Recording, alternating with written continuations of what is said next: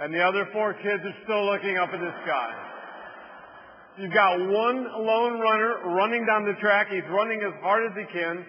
And he gets to the finish line, and he's almost there. He's like a couple yards, and he stops. He just stops.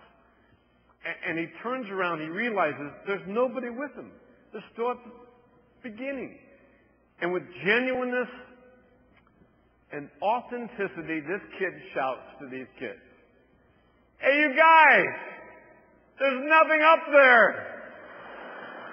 You missed the race. It started!" And then he goes, "I'll wait for you, okay? Come on, I'll wait."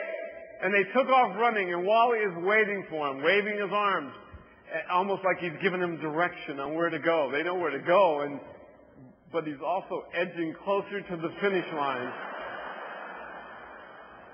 And just about by the time they get to him, something took place in Wally. I don't know what it was, but he just looked at him, and he saw their effort, and he saw their determination, and he got caught up in it, and he forgot the finish line, and he starts cheering, and he's jumping up and down. "Come on, come on, come on, you can do it, you can do it." And they all run right on by him.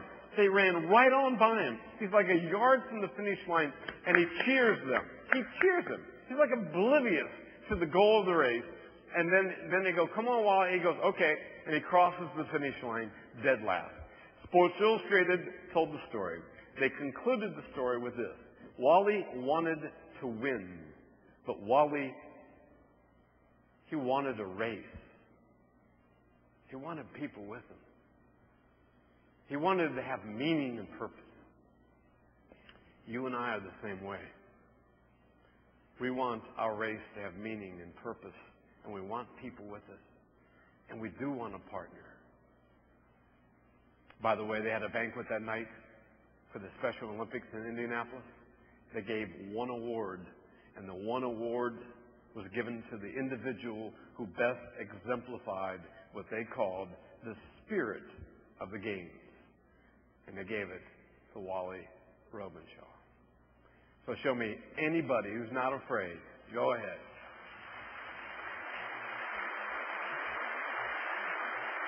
Show me anybody who's not afraid to say to somebody else, "Hey, come on, let's go. We can do this. Come on." With sincerity, with authenticity, with genuineness. Come on, we can do this. Come on, we're better than this. Come on, you're better than this. I'll show you somebody they call leader, father, mother, grandparent, because the world is full of people who do this. They don't care. They don't encourage. They tend to be negative. They tend not to believe. And when the world challenges them in their life, they'd rather live in the land of mediocrity. And we need people who are authentic and who are givers, who have spirit. Say, "Come on." It's not my story. I heard this man tell the story, and I asked him if I could tell it several years ago. And he said, "No problem." He's since died of cancer, but his spirit continues to live on. He was watching the great Arnold Palmer playing the golf tournament back in the 60s, and Arnold Palmer was known for being the king, the best. Now, Arnold Palmer had spirit. He had charisma. He was definitely authentic.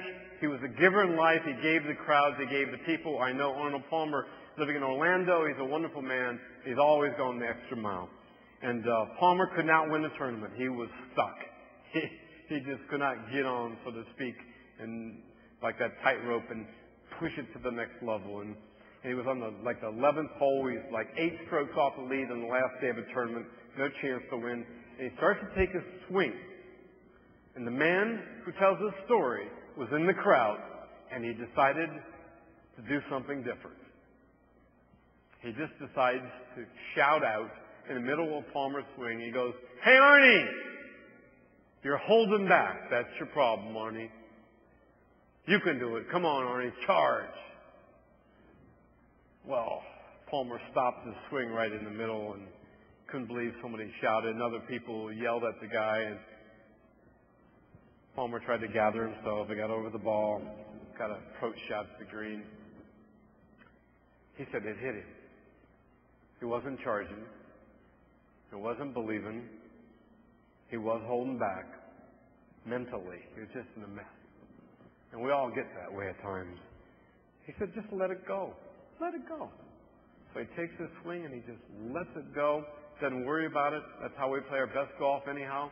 And he sticks one about 3 or 4 feet from the pin. The crowd cheers, and Palmer lifts up his arms and smiles and walks down. And he makes the birdie putt. And he goes to the next hole, and he's got this very difficult approach shot. He's got to bend around the trees.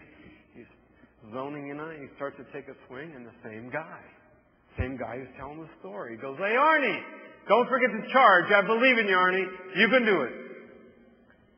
And this time Palmer looks out. He goes, I don't know who this guy is, but he's on my side. Here we go. He's on my side. So Palmer hits his shot, his low cut around this tree, and sticks it like 5 or 6 feet. An impossible shot. He makes it for a birdie. And it's in sport and in life and relationships, when you get that thing called momentum, when that spirit just begins to move, and confidence and joy about living, it's like contagious everywhere. And Arnie was contagious, and the army began to swell, all the spectators, Arnie's army, and he made birdies and eagles all the way out. And he came back from like a 9-stroke deficit in 8 holes to win this tournament. It was like one of the greatest comebacks ever. And this guy was with him every step of the way. So Palmer's at the victory stage on the 18th green. He's receiving his award, and this guy shouts one more time with him. Hey, Arnie! Job well done, Arnie. Knew you could do it. I believed in you all the time. And Palmer looks up at the gallery, goes, who are you? The voice. Where are you? What are you about anyhow? And the guy raises his hand. And so Palmer, in the middle of a ceremony, stops it. He goes back. He weaves his way through it. Here he comes across this guy. This guy's got this big old fishing hat on with medallions around it. And he's got dark sunglasses. And he's got like Bermuda shorts, big old baggy Bermuda shorts. This is like way before baggy was ever in. And then he's got, this is the kicker, he's got black socks up to his knees. Not a good outfit, guys, on the golf course. And Palmer looks at him, he smiles, he said, sir, I don't know who you are and I don't know where you're from, but I want to thank you. I don't know. He just connected. If I could ever do anything for you, I'd be honored to do it. I'm Arnold Palmer. Thank you. And Arnie put out his hand to shake his hand, and the guy never shook his hand.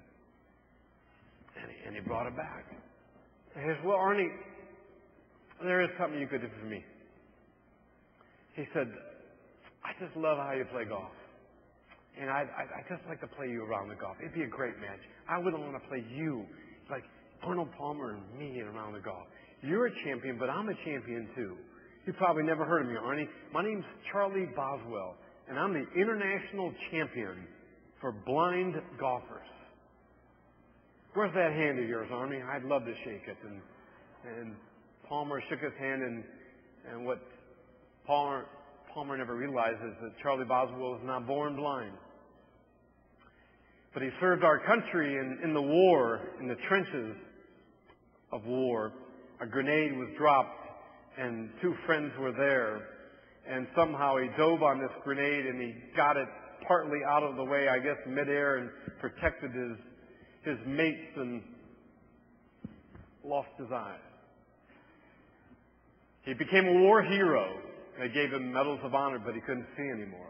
Big sacrifice, and he came back. And so he said, in his own words, he would not sit on a pity pot anymore and feel sorry for himself, but he'd do something different. He tried something. He liked golf. He didn't even like golf, but he took up golf to prove to himself and other people, in his words, that we're most handicapped in life. Here and here. We hold ourselves back most in life. Here, how we think, how we see things, the perspectives we draw, and here, in our hearts, how much we're willing to give, and how much we're willing to love, and how much we're willing to forgive, and how much courage we have to put ourselves and our business lives and our confidence out there.